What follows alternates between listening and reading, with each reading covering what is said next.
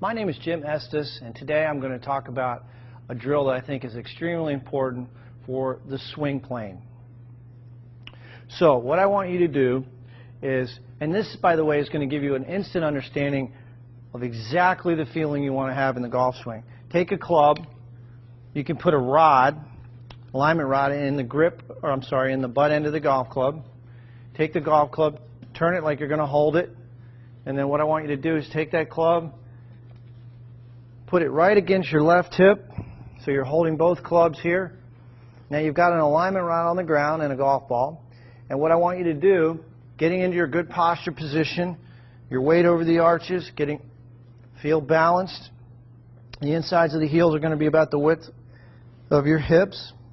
Take a swing back, slow motion, and trace with that alignment rod the target line all the way up. The shaft should be parallel to your target line at the top, and then slowly coming down, trace the line. And do this in slow motion. Right into the impact position. So this is a great feedback tool, visual feedback tool for learning the proper swing plane. Go right to your impact position. I encourage you to do this drill in slow motion, and if you have 5 minutes a day, if you do this drill every day, I guarantee you're going to improve your golf swing. So again, I think you'll find this to be extremely helpful. JimEstesGolf.com if you have any questions. You know, setting up, your head's back behind the ball a little too much. Okay, I would like your head over here in front of the ball, believe it or not. Okay. And your weight is on your back foot. How do I know that? I got a pressure mat that tells me that. You got 59% of your weight on your back toe. And I actually, the last one was bad, but I do know you're supposed to put the weight there, but I guess I don't. No, I'm thinking of something else. Right. Well, there's, you know, the camera doesn't lie. This mat's got 1,000 sensors on it. Damn. So 59% of your weight's on your back foot. Anyway, so the other thing is, let me erase these lines here. Your grip. You got to have what's called a finesse grip. I want the hand to look like that, not like this. All right, so let me show you what it should look like if you were set up properly. And this would be a grip for every club? Yeah, this is a grip for every club. This is a setup for chipping, though, and you want to be set up with your feet close together like he's got it. Okay. And your weight forward. You see how his shoulders are more level. Oh, yeah, look at me. You got a lot of tilt. You're hanging back. You got, you know, so that's a problem. So let me show you another video. Alright, so there's an example of what I want you to look like, and here's what you're looking like. And let me just make this smaller here. Alright, so your toes should be facing the target like so. Weight leaning to the left. Now when you say toes facing the target's over that way, so your toes are pointed more to the target. Okay, a little bit that. And that'll help you get over to the forward leg. Right. Alright, and then you can see his grip. Okay, so if I zoom in, wow, look at mine. his hands are together. You see how you got more of that. Okay, so that'll help you chipping wise. You don't, when your grip is rotated, when your right hand is under the club, rotated too much to the right, it causes the face to close. And that's what I'm doing, right? Right. And that's when you hit a chunk shot, okay, you're going to have the face closed. Remember I said you want to feel like you expose the loft of the club? Yep. You know, use that part. Expose this part to the grip. Yeah.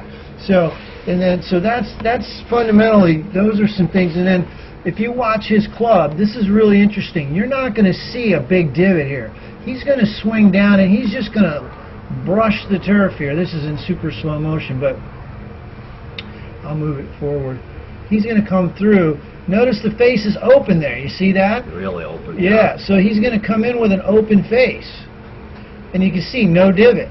Look how low the club stays. Yeah, the club stays very low, and you can see the face doesn't close down, right? His face is staying on contact. He's just brushing, like you said, low to the ground, a low flat spot. See how the face still stays open or pointed at the target. Right. There's no rotating of the club. So those are all elements you want to have when you chip. And you're doing a good job here on the mat. You can see there your impact position. You kept the face nice and open there, and that's fine. But I would prefer all your weight. You can see how much Look different. how bent over I am. I know. You should be standing up taller. Yeah, better posture. How far from it? Your arms should just hang directly under your shoulders. The quickest way to determine setup: slide your hands down your thighs till you reach the top of your knees. I got short arms, and then put your hands together. That's how you do it. But you want to bend from your hips. Right, from the hips. What about the feet? Somebody said bend forward from the ankles. Don't. No, you want your weight evenly distributed, heel to toe. The weight should be width apart, right? Well, I Our like. legs would be close about. Yeah, I like chipping. I want the insides of the heels no more than 6 inches. Okay, so like this, I go top of my, and I'm right there. Yep. Top of the knees. You know, I slide by pushing my butt back. I'm hinging from my hips. All right, so those are the fundamentals. Then more like this. Yep. And the club, you want to have more, just a little bit more exposure with the flange or the sole. It feels really weird to hold it like that. I know, but that's a much better way to chip. That's what I have to do, Oh yeah, it's so much better. And is that grip what I'm going to use with my driver and everything? Yep. I'm going to turn your hand just so this, and I'll go over that more. Cool. I'm sorry. No, that's all right. Look at his grip here. I'm going to show you there, and then I'm going to give you another example. Again, you're just going to watch this video and just get in front of a mirror and just try to replicate this. You can see how much together his hands are. I like to see that crease. This crease is going over here more. I got you. Crease here, right? Yeah, the crease formed between the thumb and forefinger. And keep in mind, in yours, you know, your grip, you got your right hand aiming on the club. Look how far under your right hand. I know. That's a hook grip all day long.